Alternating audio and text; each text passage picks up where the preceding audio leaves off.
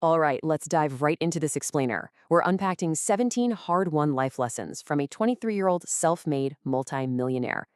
When we see massive success stories online, especially from super young people, it's incredibly easy to just feel overwhelmed or honestly kind of left behind. But today, we're taking a structured, really analytical look at the raw, unfiltered advice from someone who built their fortune entirely from the ground up, starting in their early teens. The source compiled these lessons specifically to help others bypass the years of pain, the struggle, and that endless soul searching he had to endure. We're going to map out exactly what that journey actually looks like behind the scenes. And spoiler alert, there is absolutely no sugarcoating allowed here. This first thought completely shatters that whole overnight success myth we see everywhere. Building extraordinary wealth early in life requires immense, and I mean immense, personal sacrifice. The speaker openly admits that amassing tens of millions of dollars by age 23 came with some severe drawbacks. We're basically wired to just see the final product, right? The luxury, the status. But we rarely stop to acknowledge the isolated reality of a teenager skipping the football games, the parties, and just a normal childhood, all to sit at a desk, read books, and build a business. So to make all 17 of these diverse lessons truly actionable for you, we've synthesized them down into 5 core pillars. We're going to cover the myth of overnight success, building wealth and skills, mastering physical presence, character and relationships, and finally, taking radical ownership. Let's get right into it.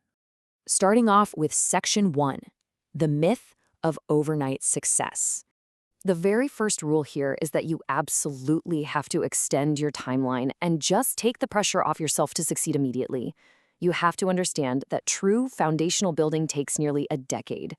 Social media creates this unbelievably toxic expectation that if you weren't rich in a year or two, you're somehow failing. But the reality presented here asks you to give yourself a solid 5 to 10-year runway. Even for the speaker, who pulled off what a lot of people consider literally impossible, it took almost 10 years of consistent daily habits. We're talking reading, meditating, hitting the gym every single day before he ever saw massive financial gains. Time is your biggest asset. Keep your foot on the gas, for sure, but stop rushing. During these early foundational years, the advice is crystal clear. Look, your life's purpose is going to morph and change a dozen times in your teens and 20s. So instead of sitting around waiting for some grand inspiration to strike, focus on practicality. Take an apprenticeship. Take that low-paying job if it teaches you core business principles. Ironically, the times you're struggling and sacrificing the most right now, those are ultimately going to become your glory years, the times you'll look back on with the deepest fondness later on. Okay, moving right along to Section 2, building wealth and skills. The source really urges young people to dodge those fleeting, get-rich-quick trends and instead dedicate themselves to mastering a high-income skill, something that'll still be valuable in, say, 2040. You got to ask yourself, if I learn this skill today, is it actually going to pay dividends in 5, 10, or 20 years? Abilities like sales, copywriting, content creation, they don't depend on whatever new app is trending or some short-term economic fad. These are foundational human communication skills, and they will always command top dollar in the marketplace. Now, this point about building financial hygiene early is absolutely crucial. Seriously, if you make $100 a month, invest $10 of it right now. The habit matters way more than the compound interest at this stage. It is so easy to fall into the trap of thinking, oh, I'll start investing when I make real money. But the psychological truth is, if you won't invest $10 today, there's no way you're going to magically invest $10,000 when you're rich. That's just not how human psychology works. It's purely about establishing an unbreakable habit of financial discipline from day one. You need to mentally prepare yourself for this next reality. Whether it's your early, mid, or late 20s, these years are strictly dedicated to building the foundation that sets up the rest of your entire life. Every single book you read, every skill you acquire, every dollar you invest during this specific decade compounds dramatically. If you navigate this make-or-break period correctly, you are effectively locking in your upward trajectory for decades to come. All right, pivoting now to Section 3, mastering physical presence. This is all about how you carry yourself out in the world. By stacking these daily physical habits, you basically create a lifelong aura of confidence. Step 1 is simple but incredibly powerful. Walk down the street with a clear direction, shoulders back, looking like you actually have a mission. Step 2 emphasizes getting in the gym between ages 16 and 22. Establishing that mind-muscle connection early means you carry that physical advantage with you for life. And Step 3, that's about elegance over flash. Skip the big, loud designer labels. Buy simple, classic clothes that actually fit your body type. If you spend a few extra bucks to have a tailor perfect that fit, you will instantly outclass someone spending thousands on flashy gear every single time. Which brings us to section 4, character, boundaries, and relationships. There's a really fascinating dichotomy happening here. On one hand, you must project absolute confidence to succeed early in your career. But in your moments of quiet solace, you've got to humbly accept your lack of life wisdom. The speaker talks about how, at just 16 years old, he had to walk into boardrooms and confidently pitch multi-million-dollar businesses. You literally cannot let your youth weigh you down professionally. However, when you go home and you're alone, you have to mentally strip away all that ego. You have to recognize that no matter how much money you make, genuine, deep wisdom is only forged through decades and decades of actual life experience. Now, the source actually takes a fairly traditional stance on interpersonal dynamics here.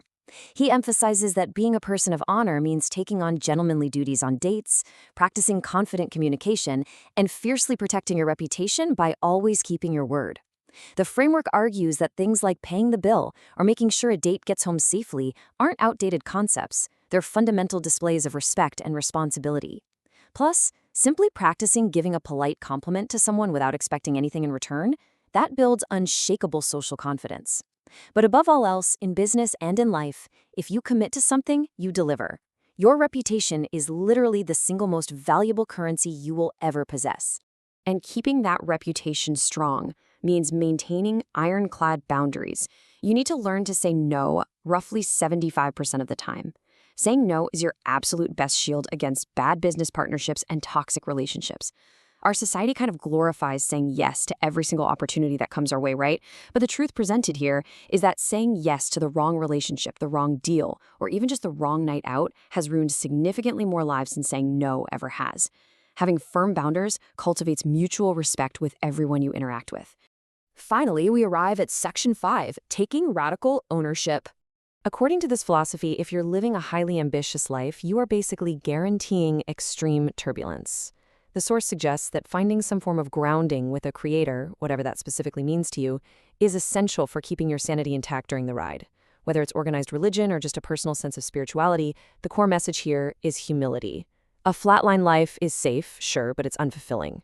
If you're chasing massive success, you are signing up for a roller coaster of dizzying highs and devastating lows. Acknowledging a power or a reality greater than yourself keeps your ego in check during those highs, and it keeps complete despair at bay during the lows.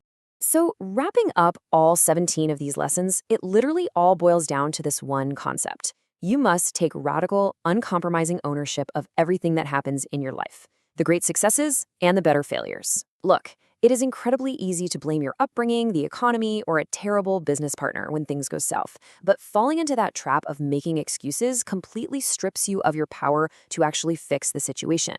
Taking radical ownership means looking in the mirror and accepting that where you are right now, that is entirely on you. So, the blueprint is laid out right in front of us. Extend your timeline, master high-income skill, keep your word, and take total responsibility for your actions. The only variable left in this equation is what you do next. Are you ready to stop making excuses and finally take radical ownership of your future?